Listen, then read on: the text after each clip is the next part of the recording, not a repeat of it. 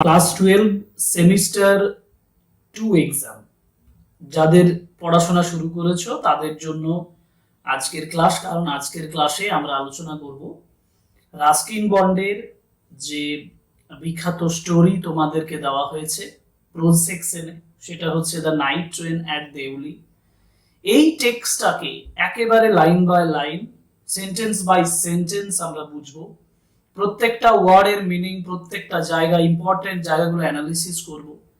আর কোন জায়গাগুলো তোমাদের সব থেকে বেশি ফোকাস করতে হবে সেটাও কিন্তু এমসিকিউর জন্য আমি আলোচনা করে দেব এই ক্লাস চলাকালীন। একটা ক্লাসে কিন্তু সম্পূর্ণ অ্যানালিসিসটা সম্ভব নয়, যার জন্য আমি ক্লাসটাকে মানে পুরো যে প্রোজটাকে সেটাকে আমি ব্রেক করে করে দেব। এক একটা করে পোর্শন আমি আলোচনা করব তোমাদের জন্য। এবং প্রত্যেকটা যে ক্লাস আমি করব তার ভিডিও যে লিংক গুলো সেগুলো ডেসক্রিপশন বক্সে দেওয়া থাকবে, সেখান থেকে তোমরা পেয়ে যাবে। ইম্পর্টেন্ট যে সকল এমসিকিউ বা অন্যান্য সমস্ত ধরনের স্টাডি মেটেরিয়াল আমাদের অফিসিয়াল যে ওয়েবসাইট সেটা হচ্ছে www.myenglishedition.com, এখানে তোমরা পেয়ে যাবে। এছাড়াও টেলিগ্রাম চ্যানেল এবং হোয়াটসঅ্যাপ চ্যানেলে জয়েন করে থাকতে পারো, সেখানেও তোমরা স্টাডি মেটেরিয়াল পাবে। শুরু করব রাস্কিন বন্ডের লেখা the night train at Deuli.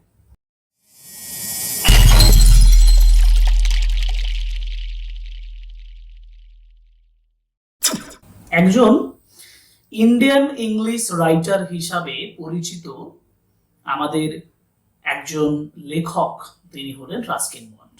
Ruskin bond 1934 সালে, আমি যে কথাগুলো বলবো সেগুলোই তোমার জন্য ইম্পর্টেন্ট। 1934 সালে হিমাচল প্রদেশে জন্মগ্রহণ করেছিলেন।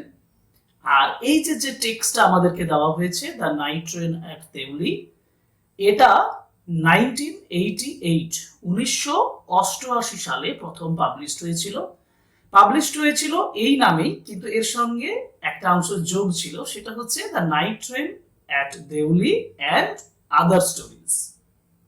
ঠিক আছে, যেটা পেঙ্গুইন পাবলিকেশনে পাবলিশড হয়েছিল।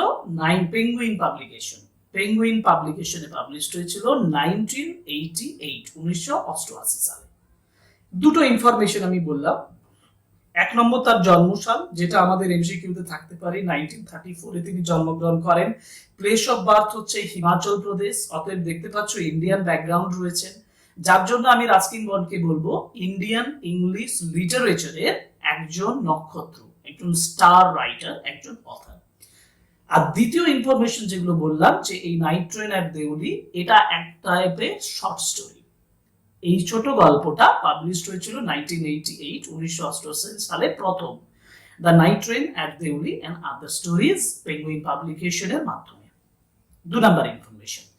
3 নাম্বার ইনফরমেশন কি? 3 নাম্বার ইনফরমেশন হচ্ছে যে রাস্কিন বন্ড তিনি নিজে বলেছেন যে তিনি তার লেখাগুলোকে, তার যে রাইটিং গুলোকে সেগুলো লেখেন সম্পূর্ণভাবে নিজস্ব পার্সোনাল এক্সপিরিয়েন্সের উপর ডিপেন্ড করে। আমরা এই গল্পে একটা স্টোরি দেখতে পাবো, যে স্টোরিতে দেখব যে যিনি ন্যারেটর, যিনি বর্ণনাকারী, তিনি একটি মেয়ের সান্নিধ্যে আসছেন, মেয়ের সঙ্গে দেখা হচ্ছে, এবং সেই যে মেয়েটি সেটা মিস্টেরিয়াস গার্ল, মানে রহস্যময়ী একটি মেয়ে। সেই মেয়েটির সঙ্গে তার একটা আত্মিক সম্বন্ধ, আত্মিক মানে হচ্ছে হৃদয়ের থেকে, আত্মার থেকে একটা সম্পর্ক তৈরি হয়, কিন্তু তার মধ্যেও একটা ব্যর্থতা থাকে। ব্যর্থতা মানে একটা ফেলিওর থাকে। সেই ফেলিওরটাকে এই গল্পের রাস্কিন বন্ড দারুণ ভাবে প্রেজেন্ট করেছেন, মানে এত সুন্দর করে গল্পটাকে প্রেজেন্ট করেছেন, প্রথম থেকে শেষ পর্যন্ত পড়লে কিন্তু তোমার মনের মধ্যে গেঁথে যাবে এই গল্প। চলো লাইন বাই লাইন পড়ি ইম্পর্টেন্ট ইনফরমেশনস গুলো, যেটা ফ্রন্ট পেজে তোমাদের বইয়েরই অংশ আমি তুলেছি, এবং ফ্রন্ট পেজের যে অংশগুলো সেগুলো একটু স্টাডি করে নেবে। আমি সরাসরি টেক্সটে চলে যাচ্ছি এবং প্রত্যেকটা word by word, sentence by sentence বুঝিয়ে দিচ্ছি। যদি মোটামুটি পড়ো তাহলে কোনো টিউশন লাগবে না, এই ক্লাসেই তুমি the night train at Deoli এই গল্পের সম্পর্কে একটা সার্বিক বিবরণ, সার্বিক আইডিয়া করতে পারবে, আর একবারও ভুলবে।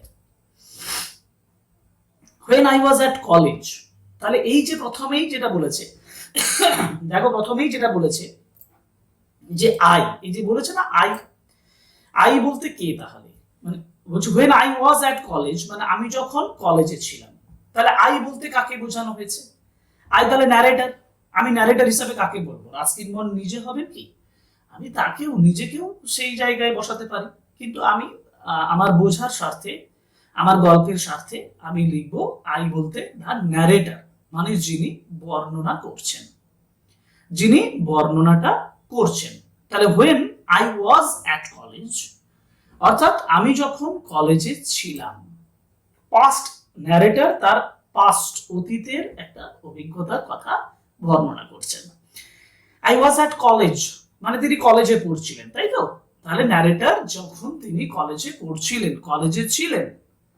I use to spend, use to spend মানে তিনি কাটাতেন, স্পেন্ড মানে সময় অতিবাহিত করা, সময় কাটানো, আমি সময় কাটাতাম, মানে যখন নিয়মিত অভ্যেস বোঝায় না তখন বোঝায় ইউজ টু সেন্সটা ব্যবহার করা হয়।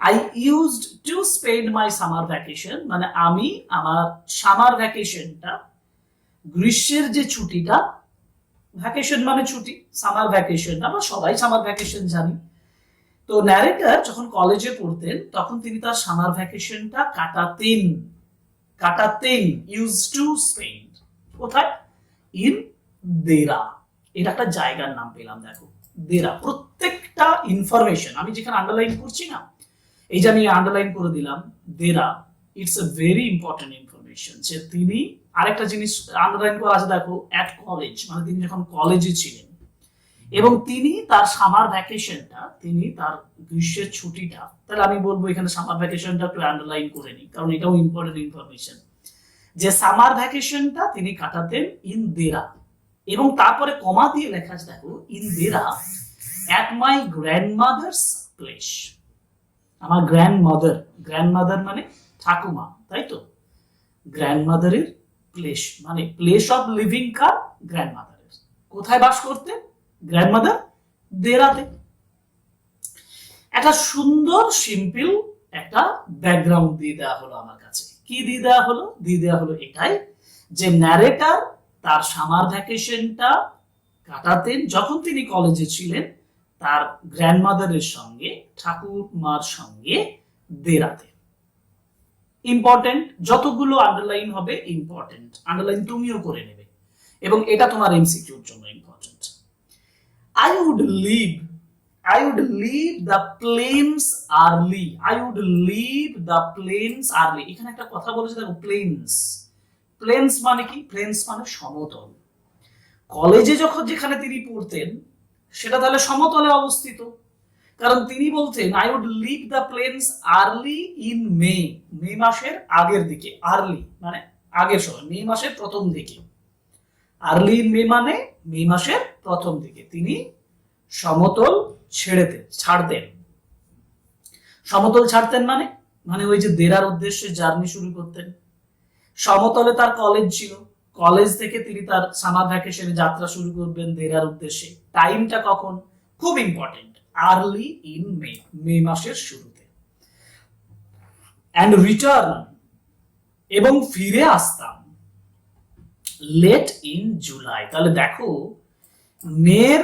আর্লিতে যেতেন, মের প্রথম দিকে যেতেন, আর আসতেন কখন, in July, late in July, জুলাইয়ের শেষের দিকে আসতেন। এই যে টাইম স্প্যানটা, এই টাইম স্প্যানটা কিন্তু খুব ইম্পর্টেন্ট, মানে তিনি দেউলিতে তাহলে থাকতেন কখন, দেউলিতে থাকতেন from May, early of May to the late of July, ঠিক আছে।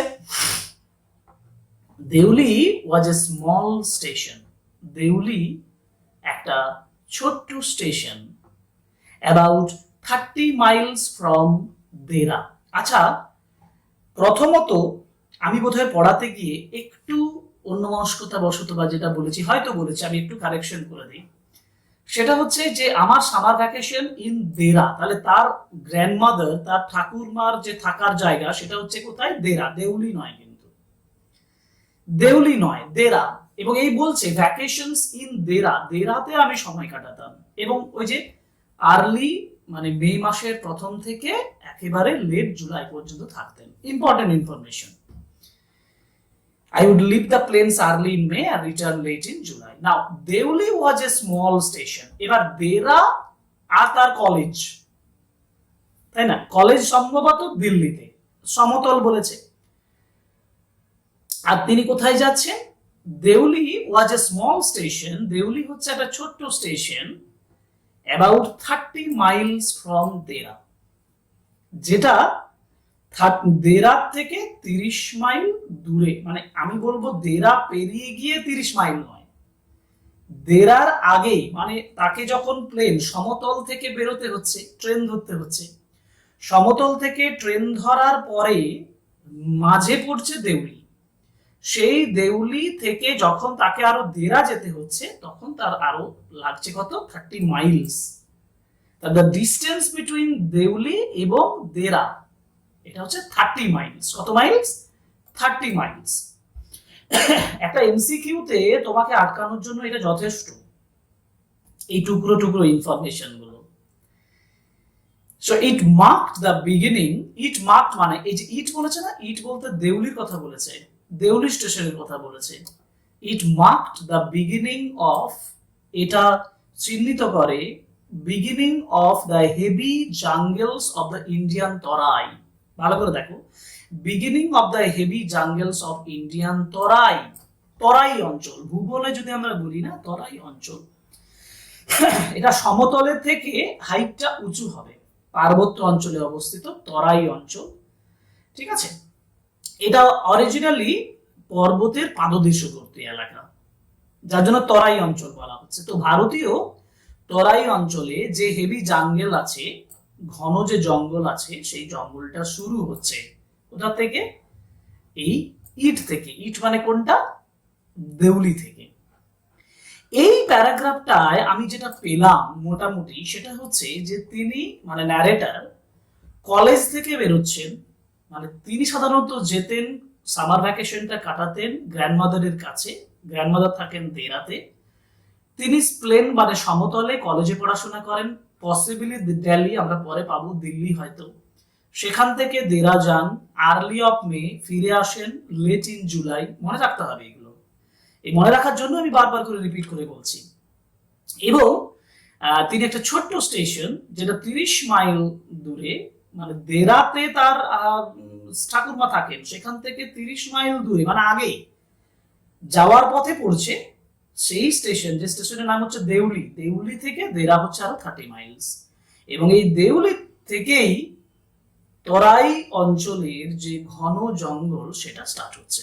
ইট স্টার্টেড বা ইট স্টার্টস দ্য বিগিনিং বা ইট gives বা it signs the beginnings of the heavy jungles of Indian তরাই। হয়ে গেল, আমি একটা ব্যাকগ্রাউন্ড পেলাম তো। এবার দেখো, the train would reach Deuli. সময় লাগবে, আমি কিন্তু সময় নিয়ে পড়াচ্ছি, যার জন্য একটা, দুটো, তিনটে ক্লাস, 4টে ক্লাস হতে পারে, কোনো অসুবিধা নেই, তোমরা ফলো করো।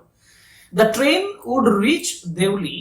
তো ট্রেনটা দেউলিতে পৌঁছায় at about 5 in the morning। খুব ইম্পর্টেন্ট ইনফরমেশন, এই যে সকাল 5টার সময়।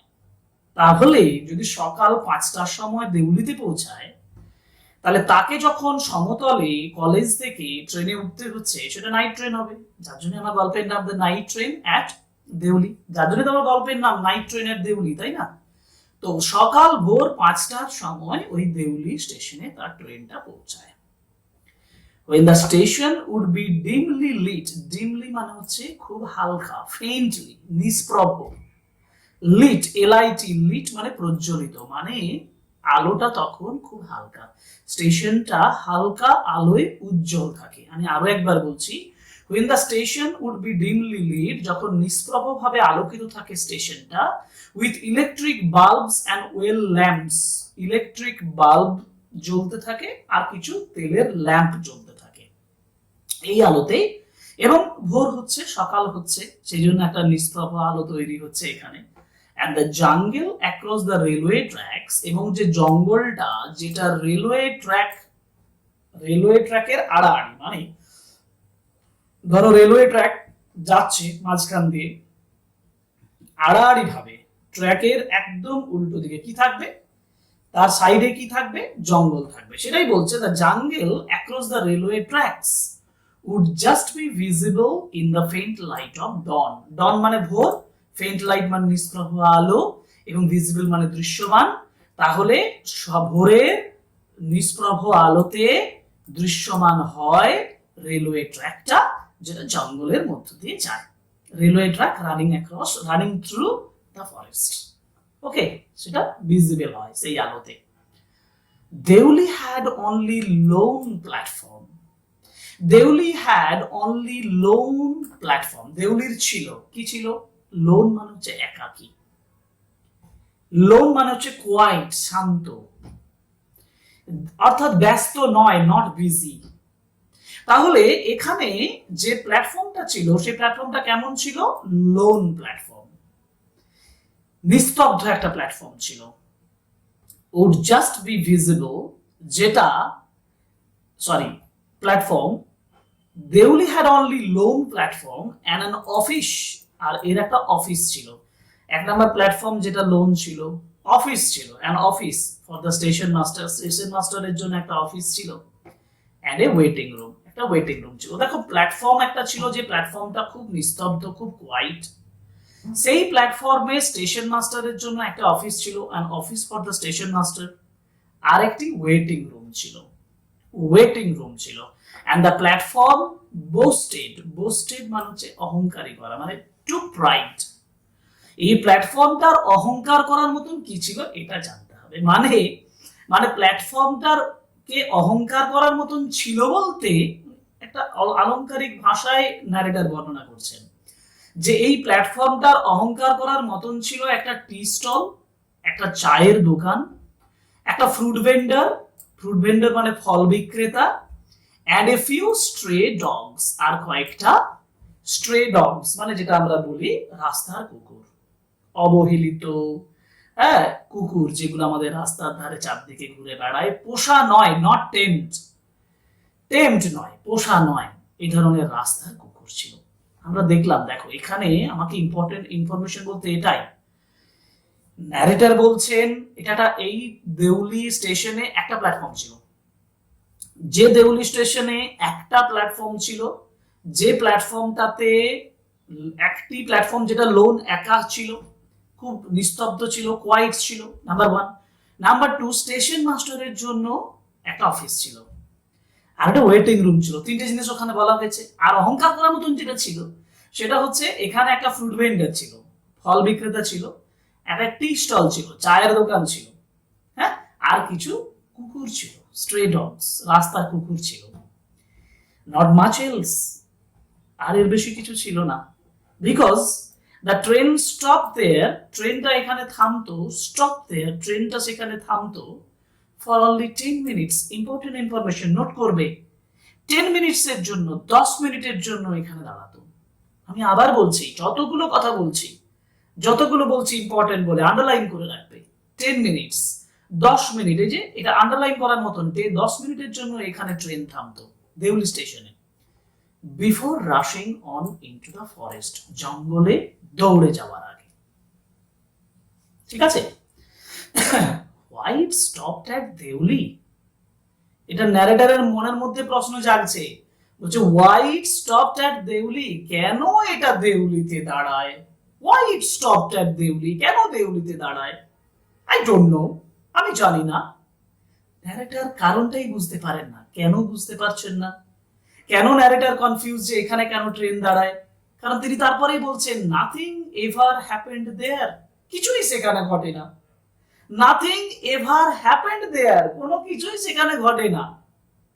Nobody got of the train, train থেকে নোবডি গট অফ মানে নামা, কেউ ট্রেন থেকে নামে না, এন্ড নোবডি গট ইন, কেউ ওঠেও না, মানে কেউ নামেও না, কেউ ওঠেও না।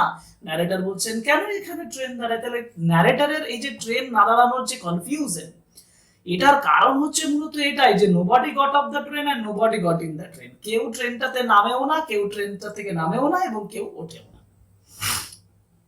There were never any coolies on the platform, প্ল্যাটফর্মে কোনো কুলিই নেই। হ্যাঁ তাই তো, একটু আগে আমরা যখন ডেসক্রিপশন পেলাম তখন তো ন্যারেটর একবারও বললেন না যেখানে কুলি আছে, একটা রেল স্টেশন, কুলি থাকবে না? কুলিও নেই এখানে, কারণ কেউ নামে না, কেউ ওঠে না কুলি থেকে, আর কি করবে? But the train would halt there, কিন্তু ট্রেন সেখানে থেমে যায় বা থেমে যাবে এ ফুল 10 মিনিটস, পুরো 10 মিনিট কিন্তু ওখানে ট্রেনটা থেমে যাবে। And then bell would sound, তারপর একটা বেল বাজবে, the guard would blow his whistle, গার্ডটা মানে প্রথমে বেল বাজবে, একটা বেল বাজবে, বেল বাজার সাউন্ড হবে।